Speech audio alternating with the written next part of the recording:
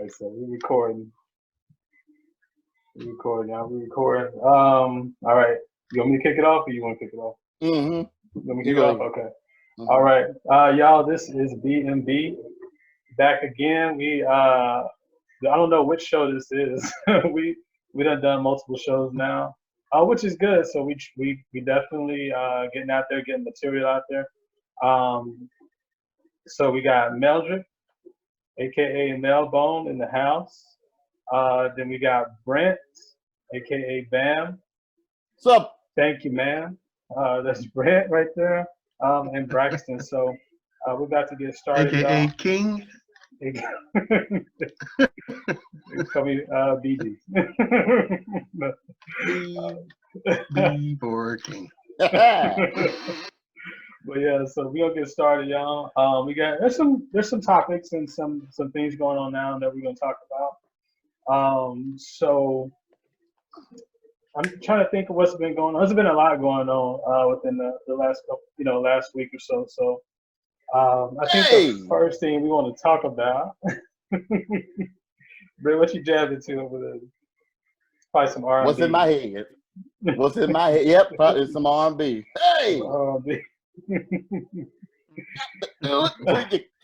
it right. Right over there jamming, y'all. He getting into it. To me, baby. Woo! Yo, Bernie Sanders is out of the race. What does that mean for Joe Biden? That's crazy, right? Like, yes, it is. Bernie Sanders is out of the race. So I don't know. I mean, what do y'all think it means? Like, that's crazy. Well, I thought Bernie would never get out. It means that he So were they the last two, or is it still okay? Yeah. Well, it means that he's the representative of the Democratic Party. Yeah. He didn't won, I guess. Well, not yet. He I think what they call he's the presumptive, how do you pronounce it, nominee, and he has to reach the delegate number, which he hasn't hit yet. But when it's all said and done, he is the Democratic nominee of the Democratic Party for the presidential election. So this means that the real fight is on. And he said he's throwing all his support towards Joe Biden to defeat Donald Trump. And, this thing, Bernie supporters, I did a little video just kind of venting earlier this week, just saying, Bernie supporters, you are needed. Joe Biden has even did some of the progressive things that y'all are looking for. If you think about it, college, making college more affordable, taking away doing away college debt. If you make under $125,000 a year, he basically wants to wipe that debt away. And he's trying to do some things on the progressive side to get y'all to come over to the Biden camp, which is good, because we're gonna need every single vote to get through this year's election. And even though, does he have a running mate? Oh, go ahead. I'm sorry. No. No.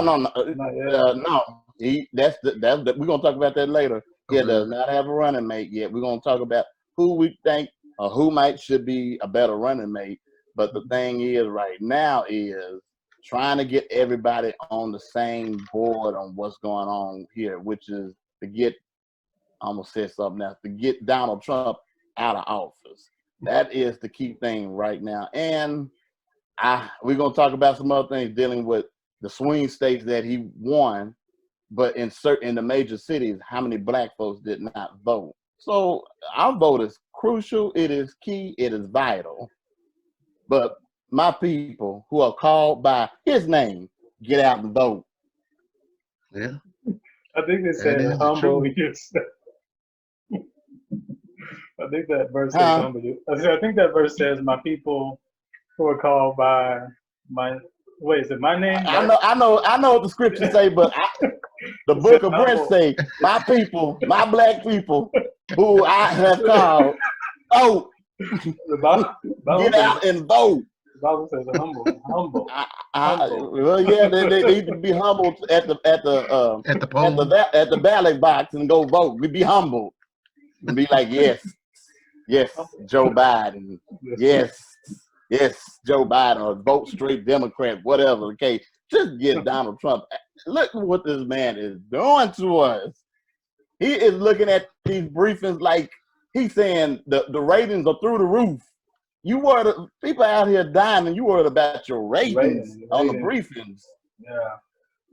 Talking about it's large bigger than Monday Night Football. Come on, man. People out here dying, sick, can't get well, don't have a vaccine for this coronavirus, which they say could take up to 18 months. And some medical experts say it takes up to really 6 years to get a good vaccine for a virus. So you talking about here saying, wait a minute, let me try to, my rating, the rating, unbelievable, bigly believable, yes, let me see if I can make my hand small, yes, and you should know it, you know it, and you know it.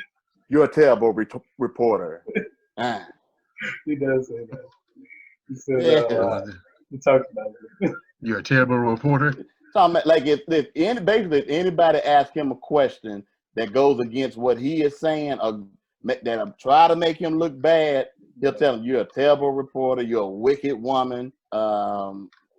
Practicing, or you doing sensationalism? You're sensation. There you go, Braxton. You're creating sensation. I don't call it Comcast. I call it Concast because they're cons.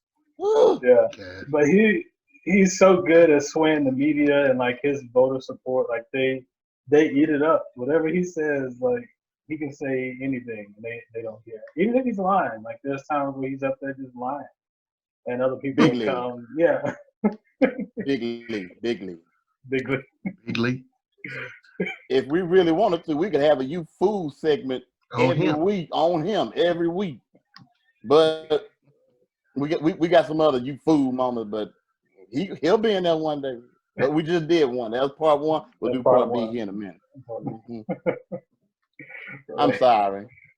You good. But yeah, that's good though. We definitely need those Bernie supporters to support Biden, man. We got to come together. We got to unify the party. So that's right. You cannot be divided. A house divided is, you can't stand, right? You can't conquer anything. Yeah, you can't conquer anything. You got to be unified. We need every person, every one of their support, to win the nominee or to win the presidential candidacy for Biden. Right. So please, any of you Bernie supporters out there, please, like, realize that this is bigger than just one person. I know Bernie, ran on a lot of good ideas, but this is bigger than Bernie, So we really need to get behind Biden on this and support. Can I say one other thing real quick, Braxton? Go ahead. So to me, this is not so much who is in office, is what they can do in office.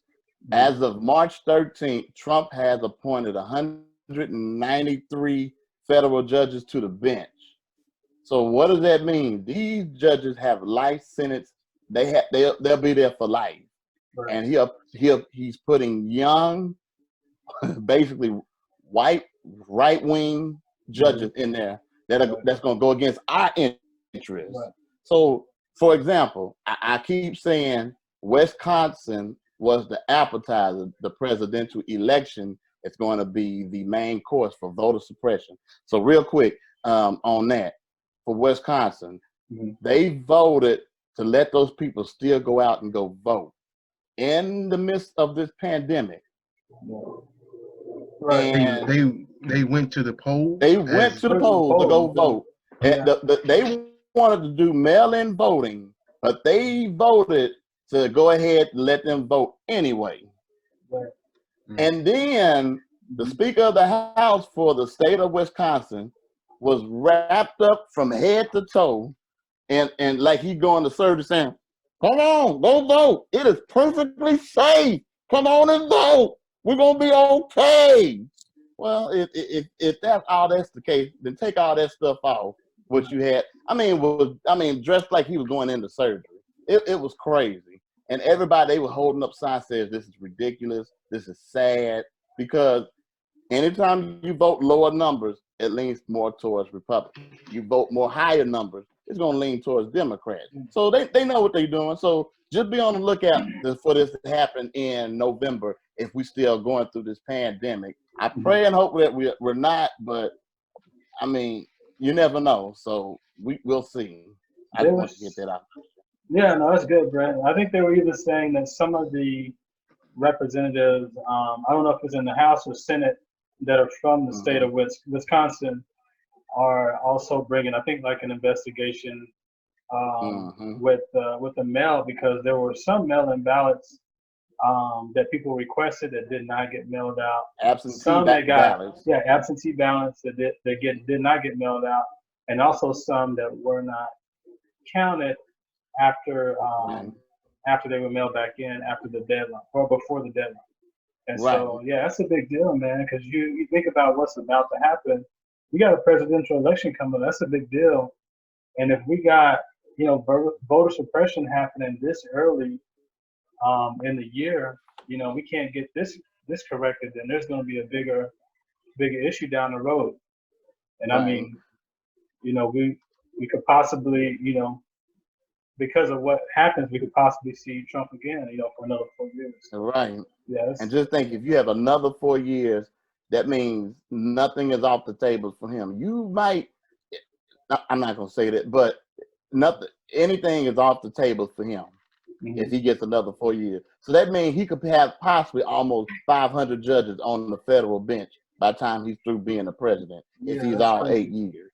So just think, if we would have had the majority of the votes of the Supreme Court votes, if Hillary would have been in there, with this going on, this probably wouldn't have happened. Because it would have been judges in there looking through for our most pointing our interest better versus the bottom line, which is money, whatever their agenda is. Well, no, I know what their agenda is.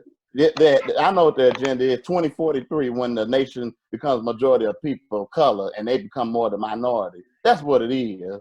I ain't gonna even sugarcoat it. That's what it is. Yeah. I mean, it's that and a bunch of the conservative, very right-wing ways of doing things that they're trying to implement. So, yeah, I don't know, man. That's crazy when you think about it. How many judges he's appointed during his 4 years. So there's no limit. There's no limitation on how many he can appoint. No. So he can just elect as many as he wants.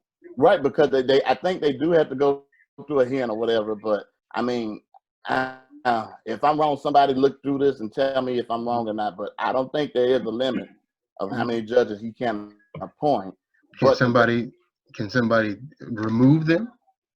Can they be removed? That's a good question. I'm not sure. If it's lifetime, then they gotta pretty much die, right? I mean, I think that they die there. The Supreme Court, unless they want to resign. Right, not unless they retire, resign. But I don't know if they can be removed. I thought I heard something where they wanted to remove Kavanaugh, but I think at this point it's too late. Remove Kavanaugh. Okay, so they don't have, like, for judges, they don't have like no election and nothing like that. No, not for these federal judges. That's a lifelong thing for them. They there till they die. And that was one of the things they were voting on in Wisconsin was one of those seats. So. Oh, really?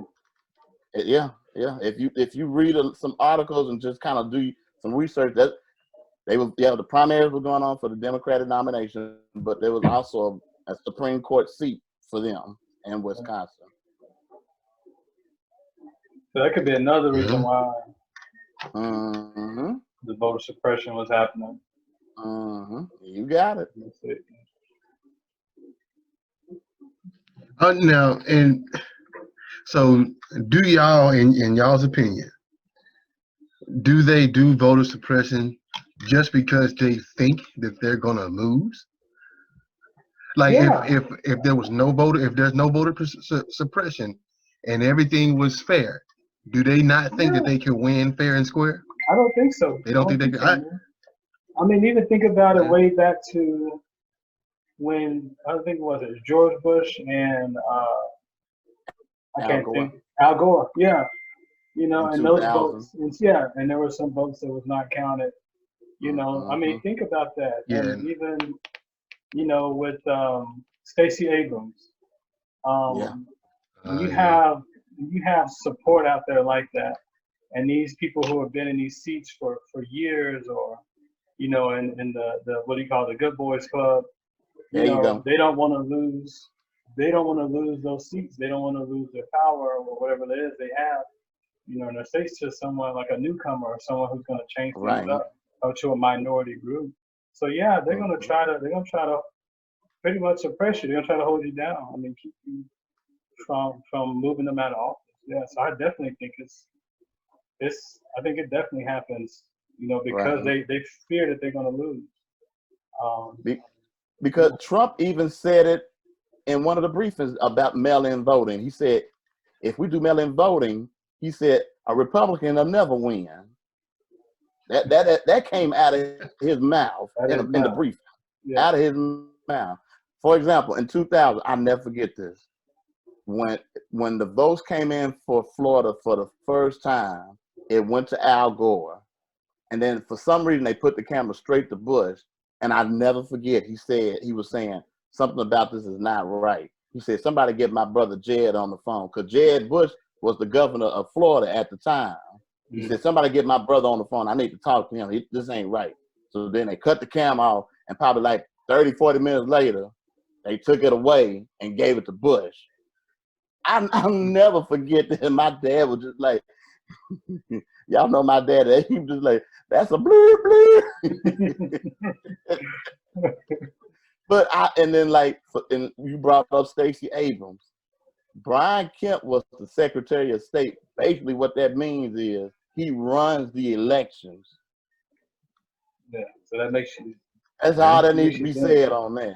Right. Here in the state of Texas, where Prairie View, Texas, where Prairie View A&M, a historical black college, Waller County, both mostly Democrat now because of Prairie View. So what did they do? They moved the polls from off of Prairie View A&M University and moved it like 20 miles away. And in Houston, at Texas Southern, they moved the polls away out of Texas Southern, like 20, 30 miles away from where they usually vote, trying to make it harder for them. So yeah. And just to respond to what you said, Mel and Brent, I think they do that on purpose because they probably feel that blacks are not going to go out and vote if you make it a difficult, difficult, right? If you make it difficult, they have to travel. They got to wait in lines. You know, it's waiting an hour, 2 hours to vote. These people are not going to want to do that. Some of these people have to get back to work. Some of these people got other things they got to do. Get home, yeah. And so if they make it hard on you, you're not going to want to do that. You know, I think they feel like that's going to hinder, you know, black people. So just hearing the primaries here.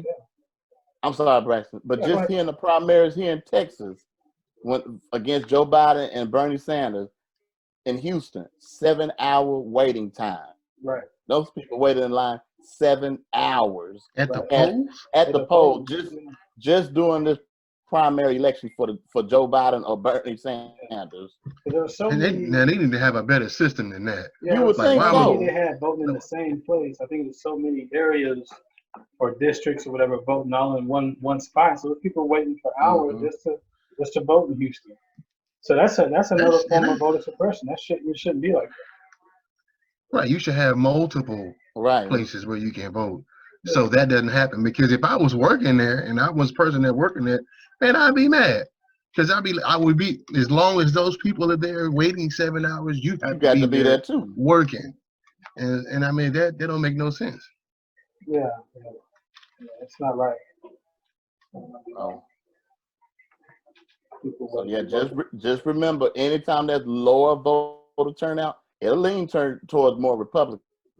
A larger voter turnout, it's going to lean toward Democrat. That's why your local elections, I mean, have you ever noticed they really don't make too much noise about it? Yeah, they don't really say a whole lot. They don't really want you to really know about it. Right. Well, I bet you who's gonna know about it. Them old folks that vote Republicans, they gonna know about it. Oh, they know. So They're gonna show up. Vote. Yeah, they'll definitely show up. They're gonna, and they're gonna know when early voting is. And, right. Exactly. When it And ends. I'm glad you brought that up about early voting. Yeah. That can solve a lot of problems if people just early vote. It's like 2 weeks of early voting before the actual election. So because you can get out there and get it done. Yeah, it'd be over with. You ain't got to worry about it. Yeah, early voting. I bet you I'll never do regular voting. I will always do early voting because I know me. I don't want to stand no long line like that, so I'm always gonna do early voting. Yeah. It's definitely a lot better. I think they most of them they usually open up at what 8 o'clock, 7, 8 o'clock. 7, 8 o'clock in the morning to like 7 at night for 12 hours. Yeah. Yeah, but I think too that the voting system. I just think there needs to be a change, whether it's mail-in ballots. I kind of don't even really agree with mail-in ballots right now, but what's going on in Wisconsin. I kind of think we should be further along if it was something digital that we could do that, that was probably online tested. voting or something. Right, like an online voting or an app, something like that. But kind of like Brent was saying, maybe I don't know, maybe the Russians will figure out a way to hack it. To hack into it, right? Because the Republicans know they're going to lose. If they make it that voting that accessible for individuals, which is the way I think it should be, and everyone should know when it's time to vote. But a lot of things probably need to change. In this country, and especially with this election. Yeah.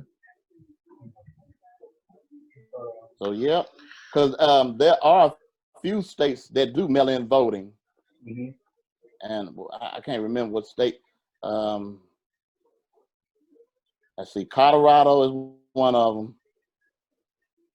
Let's see. Now, when you say mail-in voting, is that are you saying that is the only way they vote is by mail? Yeah. Oh, yeah. That's that's an option that they can do.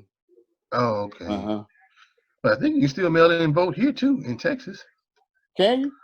I believe so. I'm looking here. My mom was saying. It says here. My mom was saying it. In person only. So they have a list of in person only, in person and postage. Postage. Oh, Colorado, Oregon, and Washington State. They do postage only. And then there's a whole handful of states that do in person or postage. And Texas, Louisiana, Arkansas, Tennessee, Indiana, and West Virginia, they do in person only.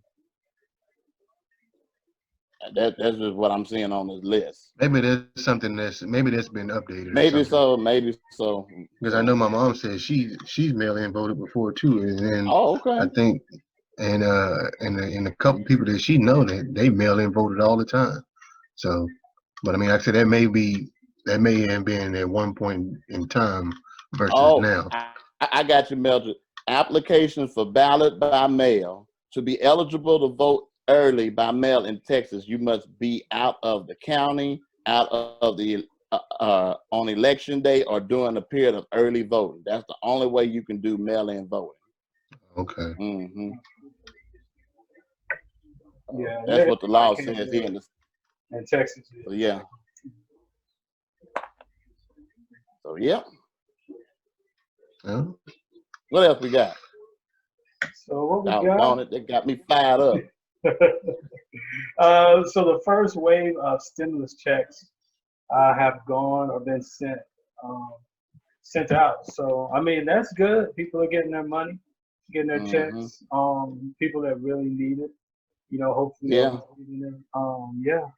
So I mean, have y'all? I know, Brent. I think you brought that topic. So what are y'all's take on that? I mean, it's good, but I mean, it's not going to be enough. They're going to have to do it again. Yeah, it seemed like too that they're trying to add more money to the package. Right. What you gonna Like say, man? depending on where you are and where you live and who you live with or whatever. Yeah, $1,200. You got some people that's they rent Right. They a whole rent. 1-bedroom apartment. You know what I'm saying? So $1,200 is. I mean, it's It'll better than help. nothing. Right. But how much help is it really going to be? You know what I'm saying? That's the thing. So, but we'll see. So since they started to send them, we'll see how people's reactions are to it, and I'm because it's gonna since they're sending people, they're gonna start. They're gonna give feedback on it. Oh, Right. this money helped, or this money didn't help. You know what I'm saying? So although in my personal opinion, they sent the money out, but I'm almost certain that they'll get it back in some shape or form or fashion. Yeah, they'll get their money back. They sent the money out, but it'll be returned back to them in some kind of way. Right. Right. Okay. One thing I was reading, it was talking about if you didn't do a tax return in 2018 or 2019, that you should definitely do one. That way you can get at least a check sent out to you. Now, checks are supposed to be sent out saying May the 4th for everyone. Also, I think they're doing the 5 million checks. Yeah, paper checks. I'm sorry about that. Paper checks, Mel. Oh, okay. Yeah, and it's supposed to be that's starting May the 4th. And I'm saying like 5 million checks per week is supposed to start being sent out, but you have to do a tax return. It has to be a tax return from I think either 2018 or 2019 for you. Well, and Bryce, I also was looking at. It's funny you brought that up. It says IRS rollouts on a new website for non-filers. So it's on the IRS website. You can go there. And I was looking because it's a part on there. If you're a non-filer, you can fill out some information, I guess, to still get your check. And then they have a part if you're still receiving a paper check, it's still grayed out, but it's supposed to have something there for. Like I know for me, I still do paper checks. I don't do direct deposit. But if I want one, you talking about for your return? Not just return for the stimulus check. Oh, okay. And you can. Oh, go ahead. I'm sorry.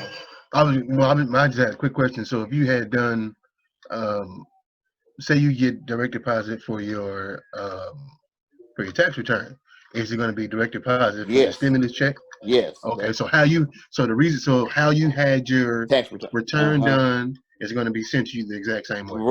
Right. And then now are they going to have to get your banking information, or do they already have? They should. Like if you already getting direct deposit with your tax return, you're going to get the same way with your stimulus check. So they already have that information. Okay. So people like me that's just doing paper checks, I can still keep the option of doing a paper check. But I saw on the IRS, they said sometime in mid-April, you can hit a link to put in your banking information, just like what you were just saying, if you want to receive direct deposit for your stimulus check. Okay. So we posted it on the page. There's a few articles down, and then we'll also post a link on this show that'll take you straight to that website of the IRS where it's saying if you're a non-filer or if you're still doing paper check and you want to receive yours in direct deposit. So you right, Braxton. Yeah. So that's good information. Okay, I was just wondering about. And I was just wondering about that. I didn't know how they were going to be doing it. Right. So I wasn't. But like I say, it makes sense though, because if they're sending the IRS is sending a check to you that way, they can just send that check the same way. You know what I'm saying? So. Yeah. So I saw something on here. What was it? Oh, were you about to? Were we going to stay on the same topic? Or we about to switch? I think switch go ahead, man. Go ahead, man. We flowing with you. We going, man. I was just.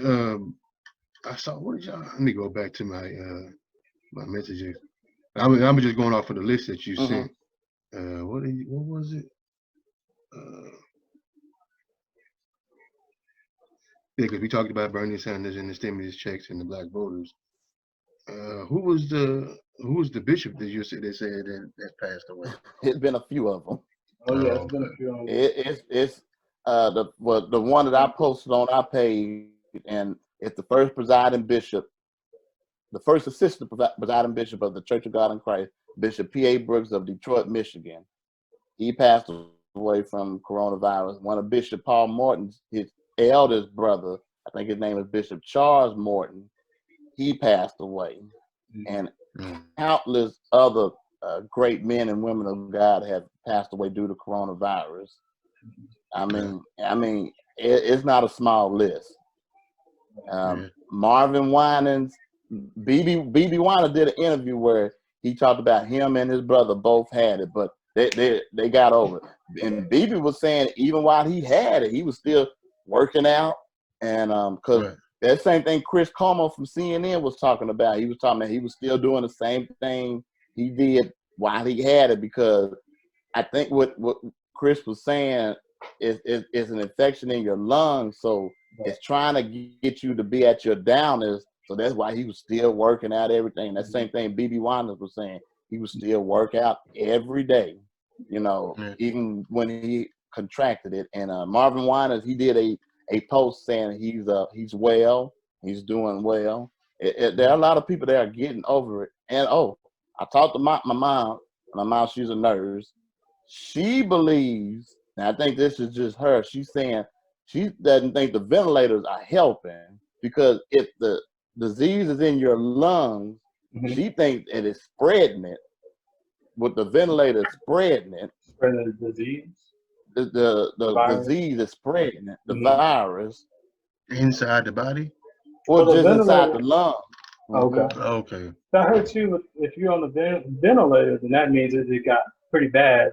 The ventilators are helping a person to breathe. I know it's a respiratory disease. Right. And even people like me, and I don't know, I think you may have asthma. I know I have it.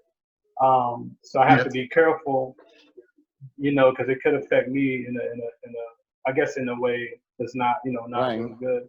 Can, affect your breathing and things like that. So, working out, keeping up your immune system, they said all those things are good. And so, here lately, we've been trying to.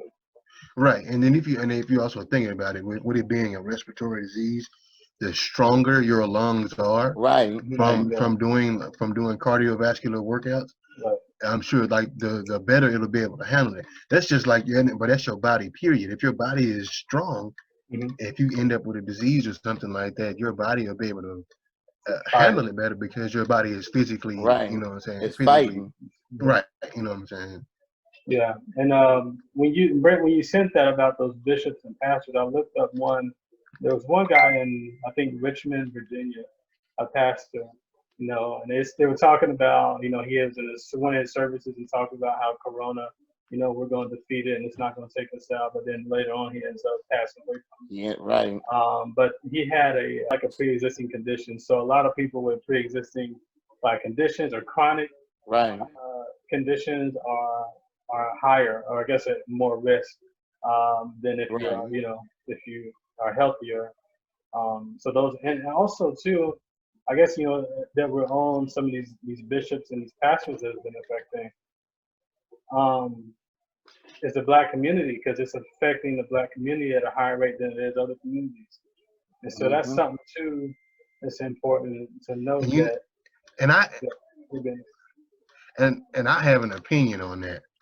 And unfortunately, my opinion on that is because healthcare. That's one. A lot of black people don't have healthcare. They don't have access to good health, like good healthcare, good hospitals, good clinics, all of it.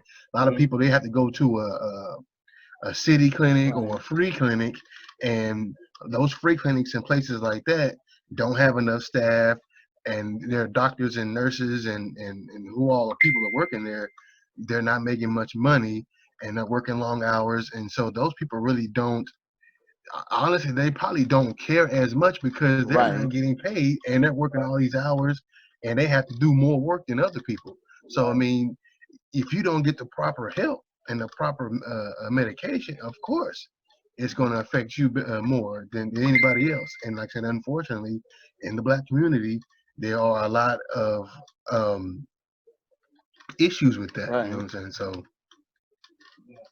Yeah, and one of the articles I was reading, Mel-B, actually brought that same point up, that healthcare is one of the main reasons that you see the coronavirus popping up in the Black community so much, because the Right. healthcare is not as good in the Black communities as it is in other places. I guess when they're considered, it's kind of a minority serving community, or some of those hospitals, and so some of the physicians and people that work there may have biases, things like that against minorities, or just may just Right. assume that, high blood pressure, diabetes, things like that run in the community. So, maybe that's what they're dealing with, or, and not, take them seriously or give them the proper care. Yeah. So, all those are, Right. yeah, that's definitely a really good point. They were also talking about, like information, housing disparities, um, why also some of the people in Black communities are affected, and also like the underlying conditions, like chronic illnesses like diabetes, high Right. blood pressure, those types of things. Is also reasons why the Black community, um, is suffering a little bit more from this virus than other communities. And they also with the fact of, and we don't go to the hospital. That, We don't And that go. too. We don't go get That checked up. too. It's a lot of things. They have all these home remedies and Mhm. these things that they think is going to work because that's what they've heard for years and years. Mhm. What grandma and great grandma and them used to do. They used to eat this to get rid of this. They right. used to do this to get rid of that. No, But no. so And go get checked. Go to the hospital. Go get your checkup. All that stuff. So that way you'll know. You know what I'm saying, that you might need to take care of yourself. Of course. You know what I'm saying. So that's another reason why I think people, they just don't go to the hospital. Also, which can tie into the reasoning of them not having health care, Right. and they don't have a way of being able to pay for it. You know what I'm saying? So that too. And then Trump also the enrollment process for Obamacare, he stopped it. I mean, this is a perfect time for people to sign up for the Affordable Health Care Act, and he's like, no. Yeah, he's been trying to stop it. So. He's been trying to sabotage this from day one. And I read something the other day where they said while Obama was in office, he had he had the health care, but then he also had a pandemic plan set up while he was in office. Right. Yeah. So I'm guessing that plan just got thrown by the wayside. He left. Let me tell you what happened. When a president leaves, they have a transition team to help the new administration that's coming into the power. So the Obama transition team basically gave the Trump administration a blueprint on how to handle a pandemic like this. And they told him, this is not if one happens, when it's going to happen. Right. And basically he ignored it. His team ignored it. I put it like that, his team ignored it. Yeah. And it's just sad, if Trump would just put his ego to the side and just had been a listening ear, been like, okay, you've been through this. So if this happened, what should I do? I mean, he would look better as a president right now if he would have listened to the Obama transition team on how to handle a pandemic. But no, you say you are a wartime president. Well, we're in a health crisis war right now. And he has failed miserably. And just to give y'all some quick numbers, folks always say in church, he said, well, I don't know what you're saying if you ain't talking scripture. Well, even with this, I don't know what y'all saying if you ain't got some numbers to go with it. So, okay, in the state of Illinois, Black people make up 15% of the population in Illinois. 42% of them have died from the coronavirus. 32% makeup of the black population in the state of Louisiana, and 70% of those black people have died. 14% makeup of the population in Michigan, the state of Michigan, and 41% of those people, black people, have died. So we are way below the population, and we dying at higher rates. Yeah, it's other. I mean, all of those reasons are reasons why we are. You know, healthcare, even jobs. Kind of back to something Brent you said a long time ago. I think even on the first show, you were like, there's some jobs that we need to start like looking for, especially in these technical industries. A lot of Black Americans hold what they call, I think, essential jobs now. So you're in jobs like bus driving, like that bus driver who died. He complained about that guy coughing on his bus that day, and then 2 weeks later ended up dying from the coronavirus. They probably got it from the guy that was coughing. So we hold a lot of those jobs that don't really allow you to work from home, where you're kind of facing people, you're dealing with people on a daily basis, whether it's food industry, you know, grocery, things like that. And so some of those jobs too are reasons why it's affecting us more, you know, than other communities. So there's a lot of things to look at, you know, and we're having to go to work. We're having to go to work when other people can work from home, you know. There's things that I think, you know, I think some governors are trying to work to make things better for some of these communities, but you know, it's gonna have to be something done, you know, that we're not dying at a higher rate than other people. And Braxton, Trump has basically told a lot of these states, you are on your own. It ain't for the federal government to do it. Y'all need to. He's telling these states like New York, California, Washington, don't look at me to help you. You need to do it yourself. No, you are the leader of this whole nation. Right. The federal government can step up a lot more. They can step up a lot more, you know, have a lot more regulations on even supplies, so these states are not fighting and bidding for supplies on, you know, and hospital supplies for, you know, for people. So I think the federal government could regulate that, you know, and monitor that and make sure what goes, who gets what, and make sure the states that need it get it, you know, get it first. Get as much as they need. And Brad, help me out with this. What is it called where a president can sign into act where companies, like what you were just saying, can, like Joe Biden kept pressuring Trump to sign, is it the Self-Defense? The Self-Defense Act. I think that's what it's called. Please don't kill me if that's not the right term for it. But it's an act that the president can sign that can tell companies, hey, we need y'all to build masks. Hey, we need y'all to build ventilators. Now, Trump signed it, but he's not enforcing it. And that's what the problem, he's not enforcing it. And you know what, too, man? I think he's leaving that on some of the governors and state officials to enforce it versus him enforcing it. And so now you're seeing some of the governors and mayors stepping up, having companies basically had to be president of their own state, having them to you know, build those masks. Just the Defense Production Act is what you're talking about. Thank you. Okay, I call it. Thank you. Where you can have companies. I know he was talking about 3M there for a while, producing masks. I don't know if they were selling them to other countries or what, but he was kind of upset about what they were doing with the masks for a while. But I know here in Texas they have a company that's producing, you know, a mask now. So governors can invoke that and I guess step up, you know, and take the place that the federal government, you know, should be taking on some of these issues. And helping people out. You know, I think even I heard people talking about, you know, how it's getting worse in Louisiana too. They said it was kind of reminding them of Katrina. How you know there were people, all over again. There was people that really needed help, and it seemed like the government and people didn't care about them. And you just sitting here watching people die, and there's not a whole lot that, you know, you can really do about it. So I mean, the government, man, they really got to step up. You know, and here in these different states. And help these people that really need it. You know?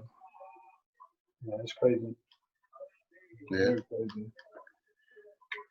Where was it where those tornadoes had hit? Was that in Louisiana? Was Uh, Arkansas. I was in Arkansas. Was that I, recently? Or the well, I, tornado Yeah, I there? believe so.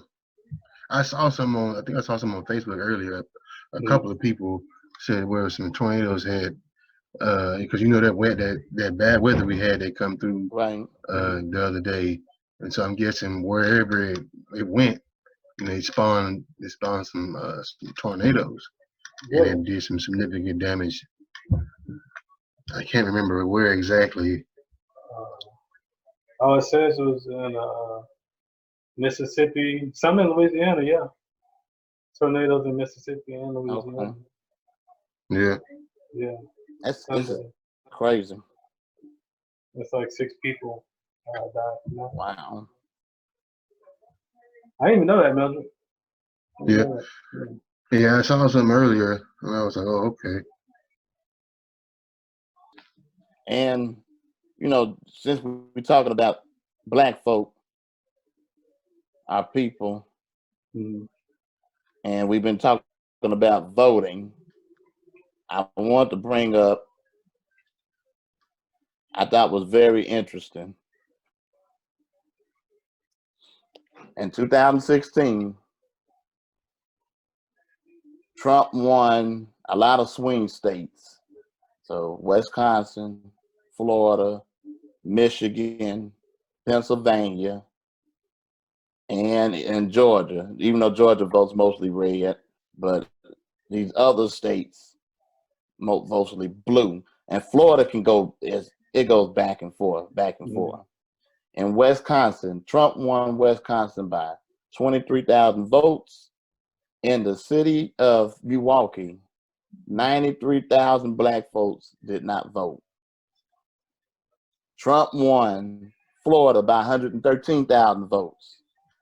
Just in the city of Miami alone, almost 380,000 black people did not vote. Right. In Michigan, Trump won Michigan by 11,000 votes. In the city of Detroit, 277,000 black people did not vote. Mm. In Pennsylvania, 44,000. Trump won Pennsylvania by 44,000 votes. In the city of Pennsylvania, the city of brotherly love, 238,000 black people did not vote. In Georgia, Trump won Georgia by 211,000 votes. In the city of Atlanta, the black capital of the world, 530,000 black folks did not vote. Mm. So what does that tell you? You're not going to the polls, Not going. and all those votes mattered. Like I can't. When they say vote, they really mean it. They really want you to go vote. I mean, it makes a difference. I don't see how people don't see that because we saw with our own eyes in 2008. We saw with our own eyes what happened when you actually got out and went and voted. So I mean, So, do y'all think that'll happen again in this election, or that many blacks will not go out and vote? well, if they want change, they're gonna have to. Braxton, my thing is, if you don't vote, if you vote third party, that's a vote for Trump. Right. Right. So I just don't get how people can complain. Well, and you complain you don't do the census, and this is the year of doing census. You should have been getting notifications to do your census, because that's how federal money's going to your communities. Right. You got to be in the census too, and they were talking about that to get those checks, those stimulus checks. Get the right because if you go ahead, I'll say it in a second. Go ahead. No, go ahead, Mildred. Go ahead. I was just gonna say, like, if you don't do the census, just say in your community, say there's 100,000 people in your community that did the census, but in actuality, it might be 200,000 people. So they're going to send financial aid or whatever they're gonna finance that city for 100,000 versus the 200,000 Right. that's really there. And so now you're down because you didn't account for the actual amount of people that was there. Right. You know what I'm saying? So it's important to do those things because they have to know what they're dealing with. You know, so I mean that's just like for example a wedding. If you have a wedding and you prepare for a wedding that you're gonna 150 people, and then 250 people show up, you're not gonna have enough. Right. That's a perfect example. That is a perfect example. But back to that's a good point what Mel just said, and also with voting. I mean, you're seeing. I hope these last 4 years have given y'all a real eye opener. Elections have consequences. You voting has consequences. Yes, we can use the same. I'm not gonna say excuse, but the same saying on how people fought for us to have the right to vote. Yeah, we can talk about that. And even though that was 50 years ago, but still, the issues that we have, I just want to know. Like I keep using the example, you got Democrat, you have Republican. Okay. Yes, I will admit, Democrats, they do take our votes for granted. They do. But what have Republicans done to earn our vote? What have they done? So if you have Joe Biden, you got Donald Trump, you have 70% of what Joe Biden is willing to help our people with or to help the cause with, and you have 30% what Trump is going through, which is better. It's 70%, even if you do 60-40. So all the only thing I'm saying, everybody keeps saying about the 94 crime bill with Joe Biden. Yeah, it did. It did not do our people any good. The 3 strikes you rule, that hurt our people. Bill Clinton has come out and said he was wrong on that one. But with Joe Biden with the 94 crime bill, if you look at how it came about, it was black mayors coming to Joe Biden saying, we need help with crime. Now, I think how the bill was written, it was some things in there that Joe didn't want in that bill, but then they had to, when you were going back negotiating, you had to go back, you had to negotiate. That's what they were doing with the stimulus bill, going back negotiating. Well, if you get this, well, we want this. And I think that's what happened in that crime bill. But since he's the author of the crime bill, it just makes him look bad because of what it did to our community. Now, I wish he would finally come up and just accept that and just say, I got it wrong. It would make him look a lot better than just saying, well, it was an okay bill because there were some mayors that were saying we needed help with crime. Although that is true, but do like Bill Clinton did and just admit we got that wrong. We got that totally wrong. And that will suffice. I mean, it's not going to help, but it'll make you look better, I guess. And I hope what I'm saying is making sense. And I think it is. And but my thing is, we at the end of a draw. You got Joe Biden, you got Donald Trump. Who do you want? Choose ye this day. If my people that were called by his name will get out and vote. Humble. If my people called by my name would humble themselves and vote. Is that better, Brandon? There you go. Okay, it will humble themselves and vote. Well, that's it. That's in the okay. Yeah, I know what the Bible says. Yeah, that's the Old Testament. I got a song that says, "I know the Bible is right and somebody's wrong." Right. I done told you once. I done told you twice. You can't run around here with a sweetheart and a wife. The dog on it, y'all. We can't keep complaining about and then you get Donald Trump in there, and then you still complain. Don't complain now. Don't complain now. I'm just like, okay, Hillary Clinton wasn't the best candidate, but I just do not think we would be in this type of mess we in right now if she was in office. I mean, we can't say that now because she didn't make it.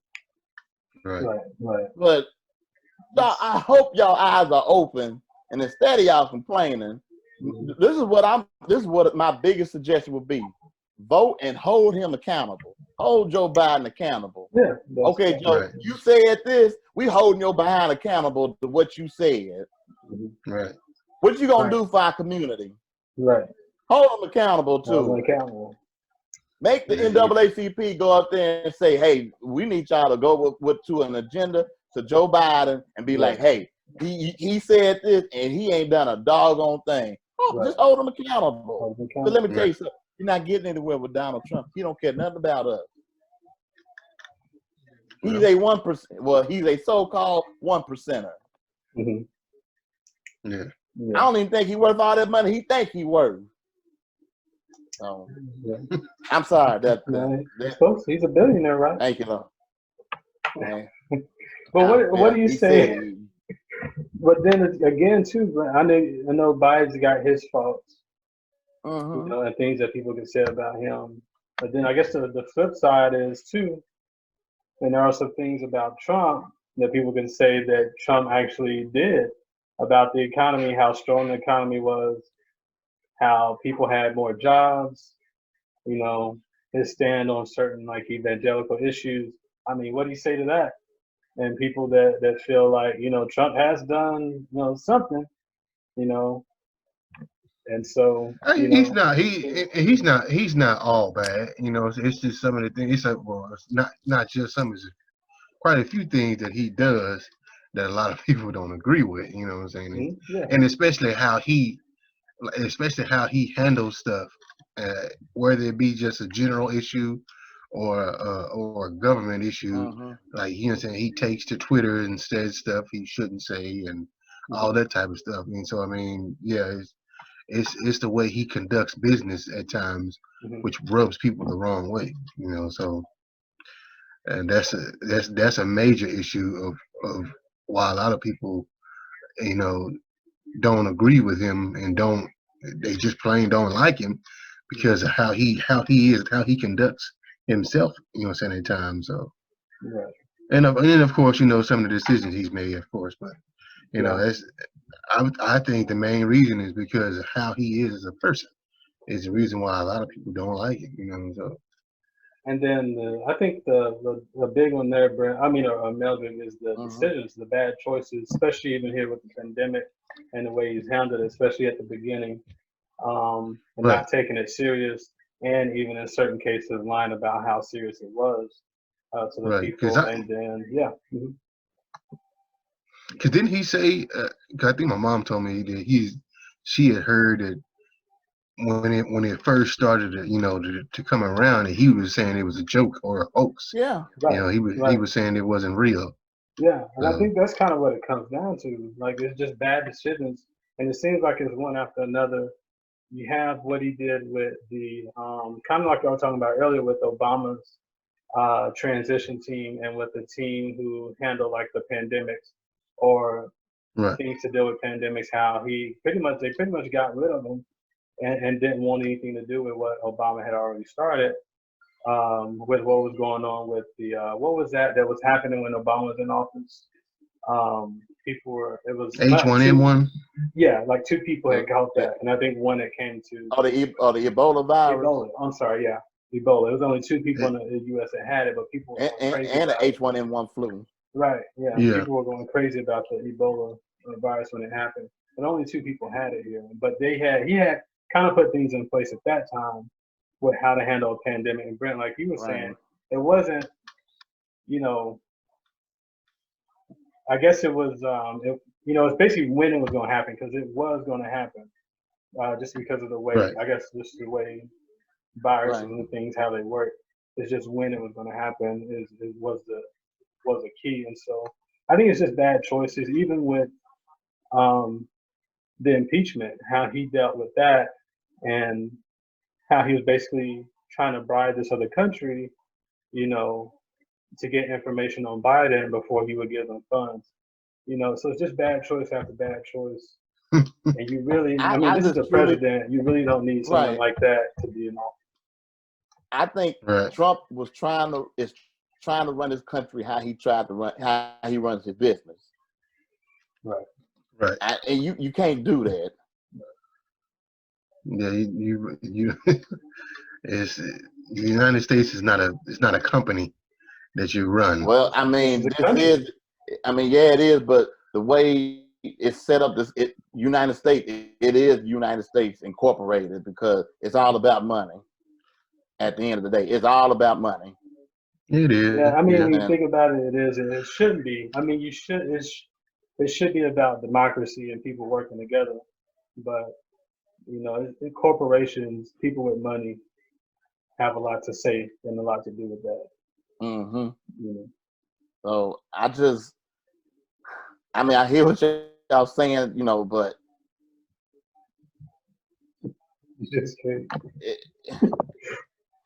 Well, he'll never get my vote. I don't care what good thing. I don't think he should. Yeah, I don't really think he should be in office another 4 years. I mean, I mean, I can't knock the man for there's some things he's done. Okay, the economy, was on the rise. There was jobs on the rise. Okay, he created opportunity zones for people, things like that, which is good. That's all good. Can I say this real quick? Go ahead. I can understand him operating on the economy, but he keeps saying that this country was in bad shape when he took over. Now that was BS. That's BS from the get-go. Now make it great again. Well, not like it was bad. Well, okay, when Obama took over in 2008, this country was truly on his last leg, and Obama dug it up, and he on 84 months the economy was going like this. Now, with Trump, Trump has been going zzz, and then it'll go zzz, zzz, but stock market wise, it was good. But you got to look at it. You didn't get this country. You didn't take over on a bad leg. You took it while it was on an incline. Obama took it when it was down flat. So you can't. I mean, you have to put that in perspective as well. That yes, Trump kept everything going on a good way, how the country was already going. So I mean, I give him. It was okay with that, but how he's handling this, I would never say this virus happened because of Trump. Because some people are saying that this is a Trump virus. You can't put that on him like that. But I do blame him on how he's handling it. Yeah. Right. Because in Korea, I don't know if you call him the president or the leader or whatever you call him. They're government officials. They were able to contain it, and now they're on the decline. Right. Because of the way they handle it. And when I was reading it, what they did when they first started getting people who were infected and stuff like that, they quickly gathered those people, they contained them, they separated them from everybody, and then what they started doing, they started mandatory testing people, and that way they started catching more cases, and they were able to separate the people who did have it versus the people who didn't have it, versus you having a mixture and not knowing if anybody has it or not. And so they were able to separate, contain the people who did have it, and now those people who did have it, now that they contained them, they're all starting to, most of them, the majority of them are starting to recover and then get well. Versus, and with the people who didn't have it, they stayed healthy because they were separated from the people who were infected. So. Because didn't America have their first case the same time China had theirs? Yeah. And in China, they only had no, it was them and Korea. Okay. It was us and Korea who had it around the same time. Okay. And now they're on the decrease, on the deceleration part versus us still in the acceleration phase. You Okay, know what I'm right. saying? So Because they only had like 81,000 something cases, right, in China, and we up like the 300 something thousand, something like that. Yeah. right. They And see, the made, thing is, I don't know, and I don't understand how sometimes like like you had say you had a cruise ship that was full of people who possibly had it, or if they did have it, or whatnot. But then instead of containing all those people, you let these people get back into the public some kind of way. Right. Like you should have contained those people, until they were all cleared to be able to go. You know what I'm saying? So talking I about, don't. you talking about Right? They which should have cruise ship? made. The first one? The I think the first one they came back and they had found out those people because I think they stayed on that ship for an extra 2 weeks because of and while those people on that ship, they weren't able to. I'm sure they weren't able to get no medical attention like they Right. needed. So yeah. if they had them contained on there, they could have sent some medical staff in there to be able to treat those people. Yeah. I think too, some of those people were putting pressure on, like governments to even get back into the U.S. They wanted to come back. They felt like we were, or some people, I guess they felt like the government was keeping them on that ship when there was people that were sick. And I don't know if anyone died on the ship. I can't remember.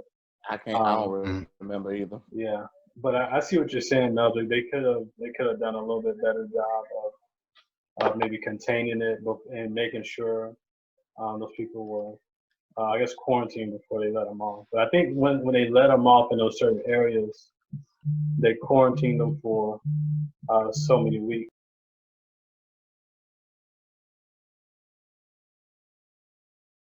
I know China, yeah, they had less cases than us. I know it started there first. They had less cases, Right. Right. less deaths, and now I guess the curve is coming down for them. Right. As far as people, and they're starting to let people Yeah. back out in public. They're in China, which is good, and I guess we should be able to learn something, from how they dealt with it. Right. So I guess they were saying, I heard something too, that it was easier for China, I guess based on how they do their like rule, I guess legislation and how they do their government, that they can put things in place a lot quicker than we can in the U.S. because Oh. our process takes a little bit longer when you got both, the House, the Senate, Okay. working together to approve bills. So it takes a little bit longer. So, I mean, I don't know how they But did it, but they did it. I mean, and so they didn't have as many people uh, to go through to try to get something passed. right. Versus, here in the States, you got to go through so many levels of office and all that type of stuff just to get one thing done, which makes no sense to me. You should be able to skip over a bunch of those levels if something is as important and as such a crisis as this. So I think you should be able to just bypass all that extraness that you have to go through to get something done. I see what you're saying, Melvin, but I think it could be abused too. Because I'm thinking you got to be careful with that. Just bypassing certain, well, I don't know what you would call it, certain checks and balances. Especially Right. with the president that we have in office. Think if we had another president like him, or even the way the party is acting, like the Republican Party is acting behind him. I feel like it's just crazy stuff that anything that they want done can get done. If they wanted Right. it bad enough, or if they thought that it was that important, and in the long run it could hurt. So I think it's good that the way our government is, maybe it should be a little faster the way we do things, but I think the checks and balances are good because you don't want any one person or one group of people able to override another group that maybe disagrees with them, something. I just think it's Well, sometimes Right. you got to be careful. well, I guess that's why they had the three branches of government, which is legislations. They make the laws. Executive branch, they enforce the laws, and the judicial branch, they interpret the laws. Right. So you got those different branches of government, and they have to go through their steps, I guess. So stuff like what y'all are saying won't happen or whatever.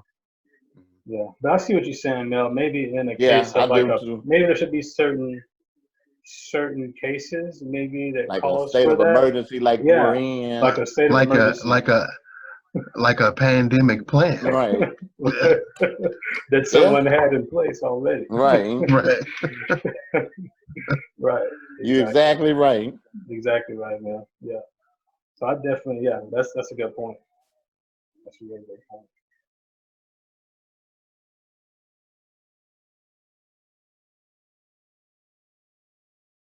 Something I wrote down. There was like people in Kentucky. I think they were saying they're going to record license plates of people going to church services today. So they're giving out tickets. I think in Kentucky. Wow. Why we let it actually happen? What city was that in? There was this church. Where were they at? Where they were having church, and the officer he said it was two officers. And one of them was saying he said, I go to church too, but y'all just can't be in here. And the other officer is he's scared. We writing down everything. He said, all y'all finna get $1,000 fine. Everybody that's here tonight getting $1,000 fines. Oh. I can't remember where that was. But you right, yeah. Just tell the people to go home. You have to give them a citation for going to church. I understand. I get it. I understand. Just if they were to find it out, just, hey, sorry, you guys know the rules. Y'all not supposed to have this many people. Go home. But no, $1,000 citations. Right. I gotta do it. But what about what about repeat offenders, Melvin?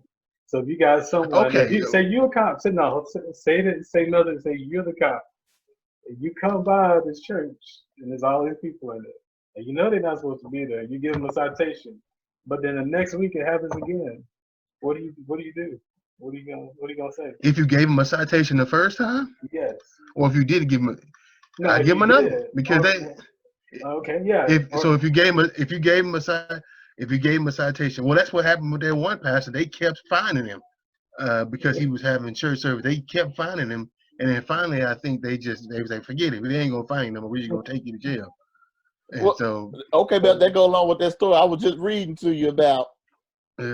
His name is Pastor. What's his name? Pastor Tony Spiels. Says 1,300 attendees of Easter service, and they had already taken him to jail before. And it says Pastor Spiels held an in-person Easter service as promised, and says he had more than 1,000 faithful members there. And this is he defined the Louisiana governor. 1,000 dummies. The minister was fired up to flock on Sunday at Life Tabernacle Church in Louisiana, and through the previous arrest that he had already had, he opened up the doors of the church anyway. That's how you paying those fines. You got 1,000 people to give offering. Yeah, so he paying that fine off. He paying those fines off of that. So he's ignoring what the governor's saying, what the CDC is saying. And he's like, I'm still having church. I get that.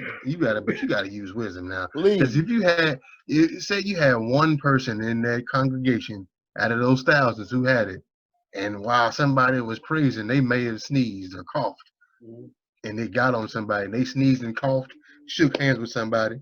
It was on their hands. That person shake hands, and they shake. And then you get half of those people. You got 500 people who walked out of the service taking, you know what I'm saying? So I mean, it's just too risky. And we already bad at the church. Touch your neighbor and do this. Touch your neighbor and do that. Slap Bishop J, slap your neighbor and do this. and this pastor in Louisiana, he probably was still allowing people to hug. Yeah, he probably laying hands. Yeah. Yeah. And Louisiana's bad right now with people who have coronavirus. Like it's pretty bad there. And so Right. that's one of the main states that need to be practicing social Social distancing. Right. distancing. And they're not So doing right here, 1,300 people could possibly be affected by this virus it. at that church. Yeah. Because they were Yeah. not listening. And Yeah. all of them went home, and all of them went back home to their families, or their family was at the church and they all at home. Mm-hmm. Yeah. And, Yeah. and if they've gone, and what I'm saying, it's you have to have church. You don't want to be you don't want to take people away from uh, being able to be in the house of worship, but Right. do like everybody else is doing, stream online. Right. If you got to go to the church, just have a few people there, Mhm. To operate the streaming service and all that. So I mean, just abide by the rules. Just for now. It's not it's not gonna last forever. It's just for now. Just for however long it's gonna be. We've been having church for many years. A few weeks or a couple of months or whatever it is that we have to, abide by the rules. Just we can abide by the rules that way, So Yeah. Yeah. Yeah. like how a lot of people was doing services today. They can have service outside, Right. Praise in the and park. then just Parking lot. right, and the people who had to handle equipment and stuff like that, they had on the proper gear and gloves and masks and all that type of stuff. So you can do a church like that, People sitting on the back of their cars, or standing outside of their Right. cars, and all of that, So you can do that, as long as the weather's good, you can do that. If the weather's not so good, you can, have it stream it online, and people can watch from That's their right. home. So I mean, hey, It's way for stuff to get done and not, like you said, and not lose that sense of going to church. Like our right. church did. They just had church in the parking lot. People stayed in their cars, opened up their sunroof, sat on their hood, and after that, then they left. Yeah.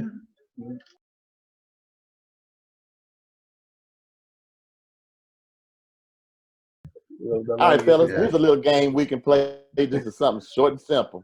What are your top 3 movies? I mean, like movies that you can look at over and over like you ain't never seen before. You can go first, Mildred. Top 3? Top 3, your top 3 movies. So movies that you can probably say line for line. Yes. Okay. Well, one came on earlier today, was Coming to America. You took that's one of mine. Yeah.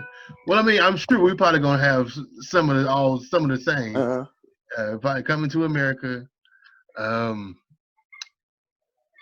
Life, and what's another one? It's so many.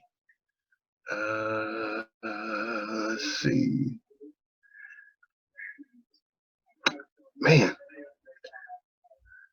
those two come off my head right away. Probably Friday. Any one of the Fridays, So, and so it's quite a few movies that you can name. Brad. Top three. See, mine's gonna be like comedy. Oh, that's fine. I'm gonna have to put Step Brothers in there.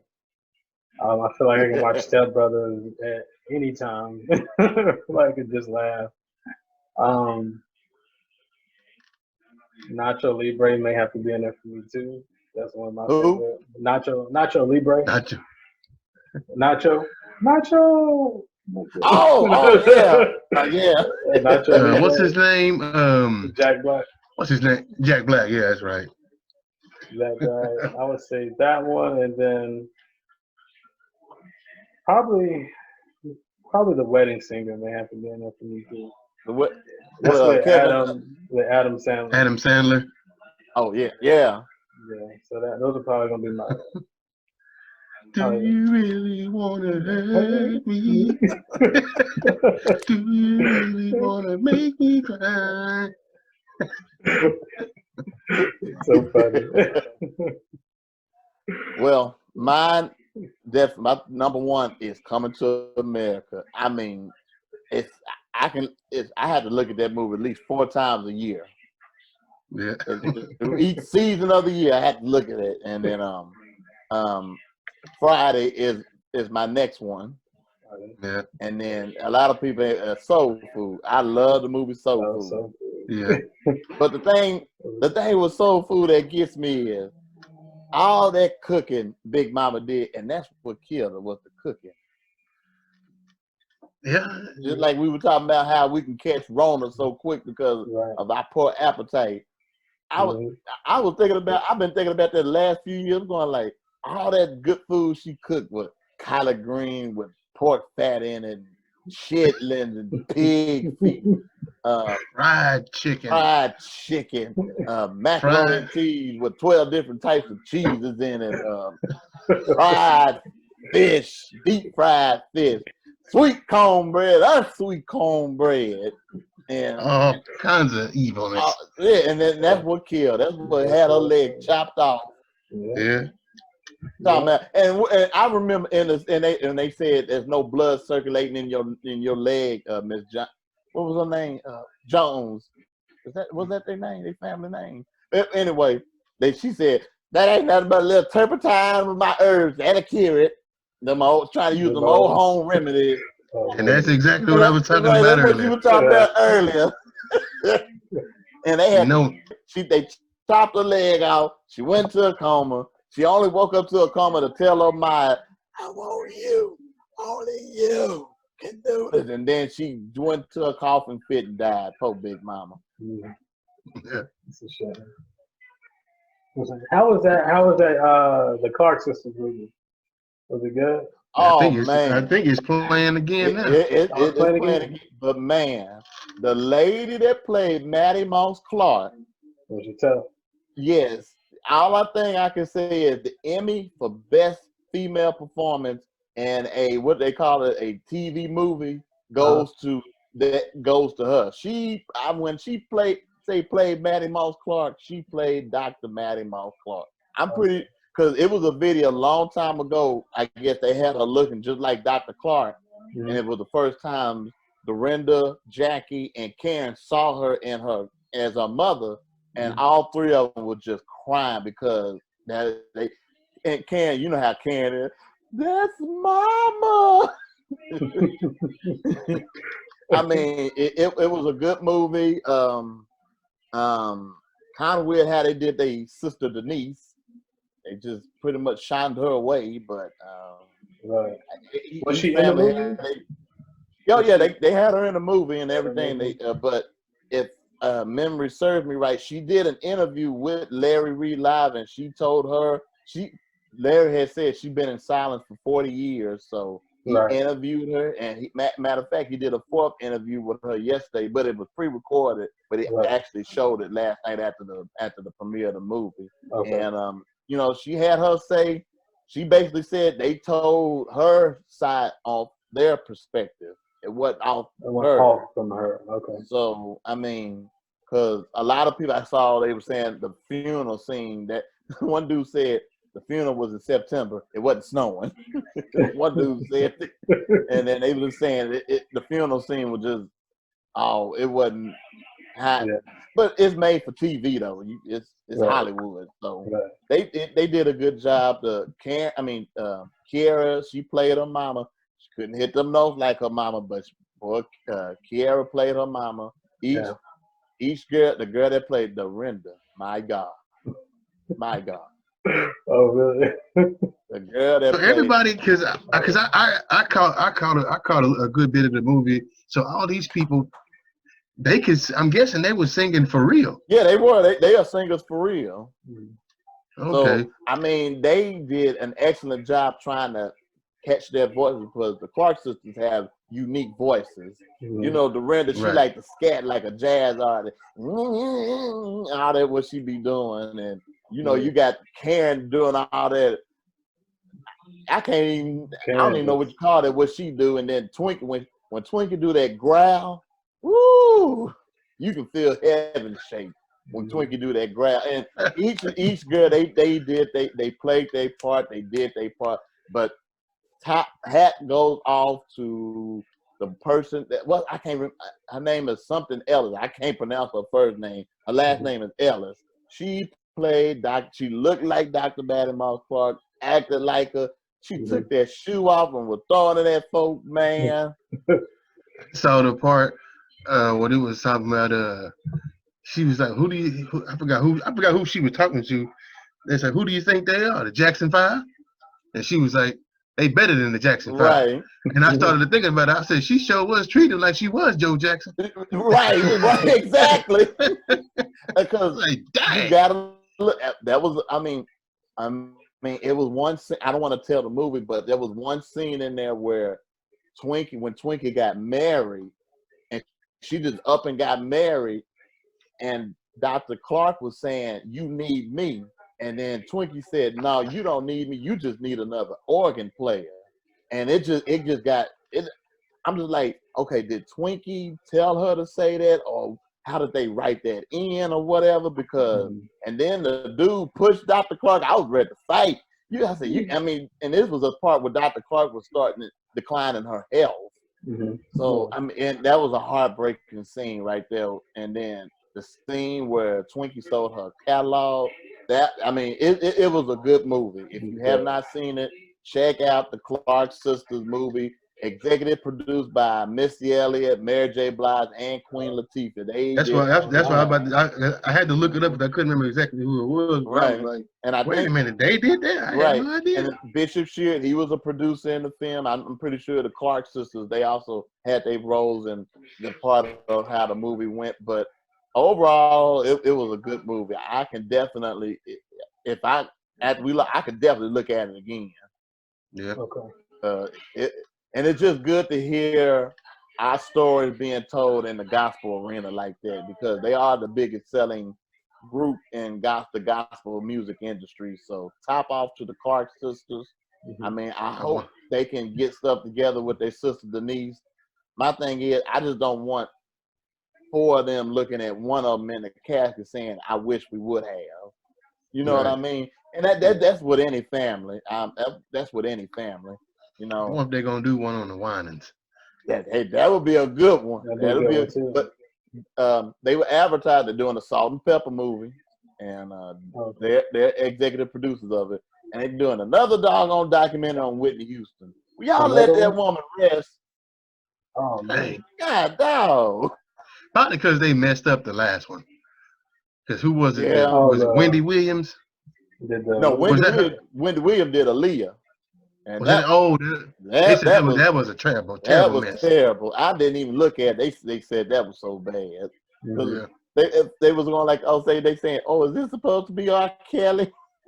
they was like, that's supposed to be Missy Elliott. I'm like, they said that was terrible. Yeah. But yeah, Clark Sisters, that was a good film. I can't wait to see the one on Salt and Pepper. You know, shoot.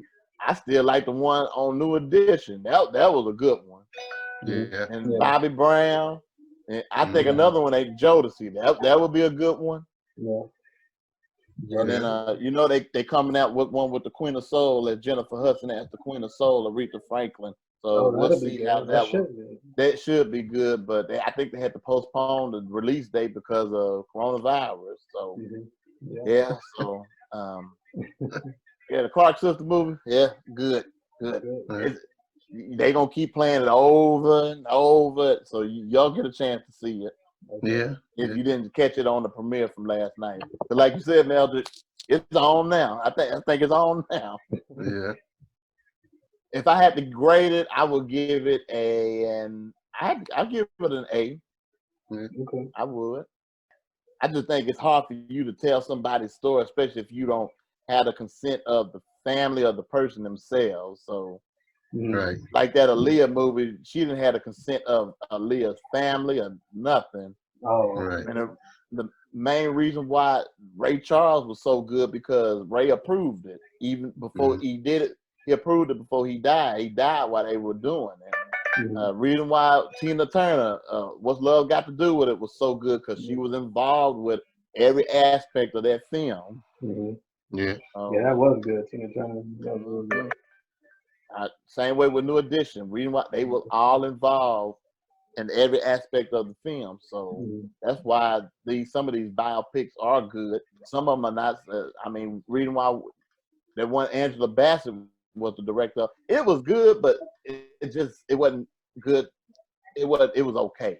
The one she did of Whitney Houston, because she didn't have the consent of the family, so it's harder for her. You don't have the consent of the family, so yeah, you're gonna get all the information that you want. Exactly. So stuff that wasn't publicized, you're saying you could probably only depict the picture on what was publicized. Right. So Clark Sister movie, good film.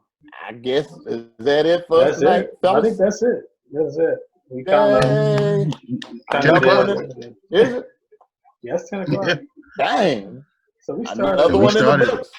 We started before 8. It was like 8:20 something. Really? Oh, it was. It might have been. I'll just say we started at 8:30. So.